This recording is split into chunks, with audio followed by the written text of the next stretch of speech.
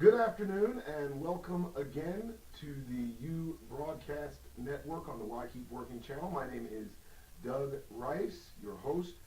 Today we are going to be talking about script flow. We're going to be talking about the psychology of the script and how to navigate it in a cyclic manner. Now, I know that might sound odd to some of you, but as a person that's been on the phone for over 25 years, I think trained by some of the best folks, I'm able to offer some insight in how you make what you do on the phone not a tiresome and tedious task. One of the things that I try to impose on the folks that work with me is a cycle of the script itself. The cycle of the script, or the psychology of it, is real simple.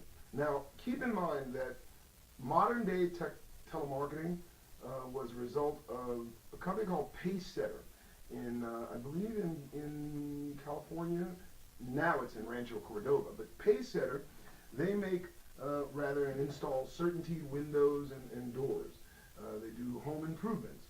The person that came up with the script for Pacesetter in 1963 realized that the script involved a psychology.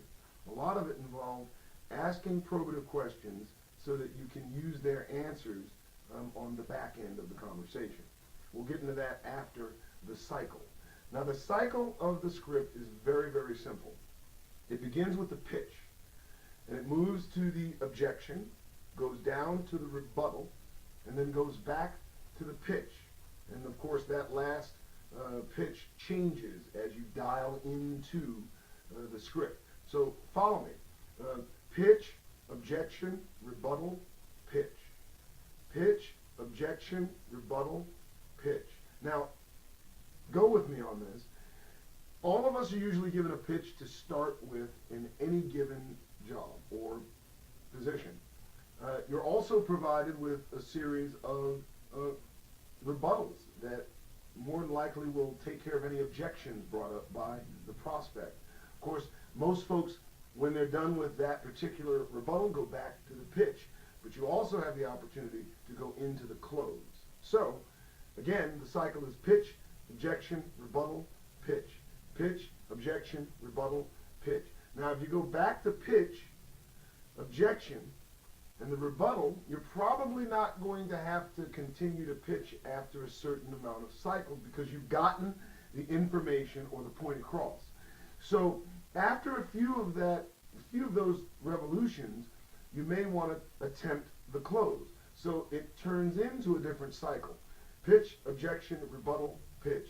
Pitch, objection, rebuttal, pitch. Now you've given enough information, so now it turns into pitch, objection, rebuttal, close. And that cycles into the sale or the appointment that you're looking for. You're dialing into it. And so again, it's pitch, objection, rebuttal, pitch. Pitch, objection, rebuttal, pitch. Pitch, objection, rebuttal, close. Pitch, objection, rebuttal, close.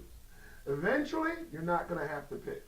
You're going to have to deal with objections, and then you're going to have to rebut those objections, and then you're going to have to close.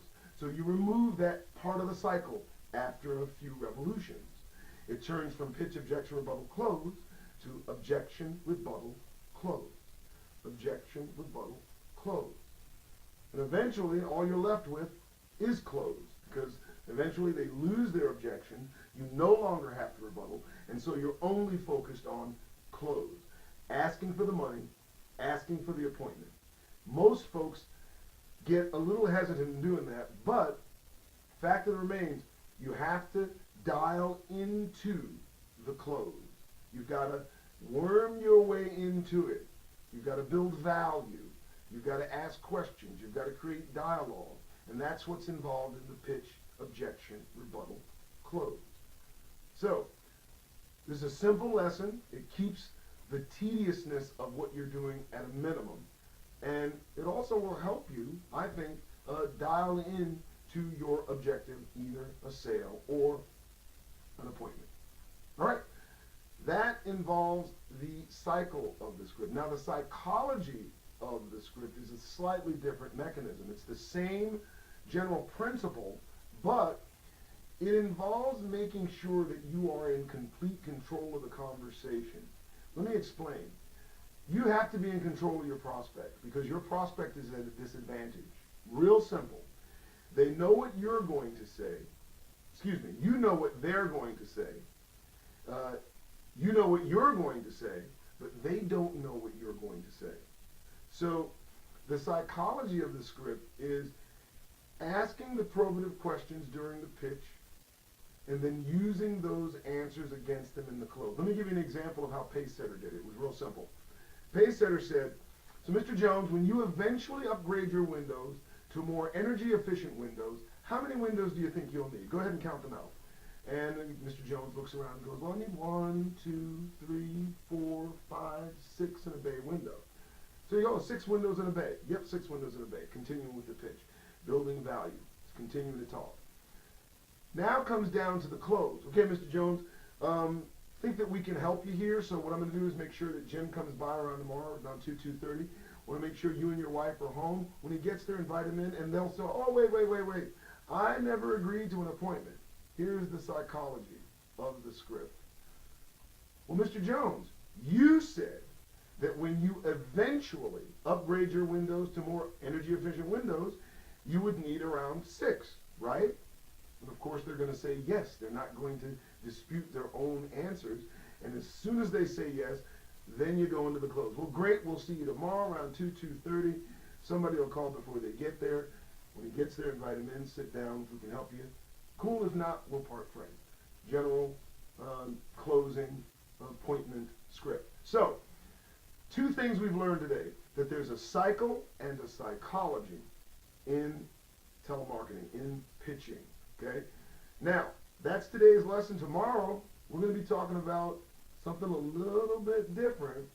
We're going to get into those heat calls. Now, I'm not sure you guys know what a heat call is. I've taken a few of them, and I've been involved with a few of them. Heat calls are when the call is escalated. In any sales job, any appointment setting job, it's going to happen. You're going to catch people with bad attitudes. So tomorrow what we're going to talk about is handle heat calls and when to take those heat calls and either release the call or escalate the call to a supervisor.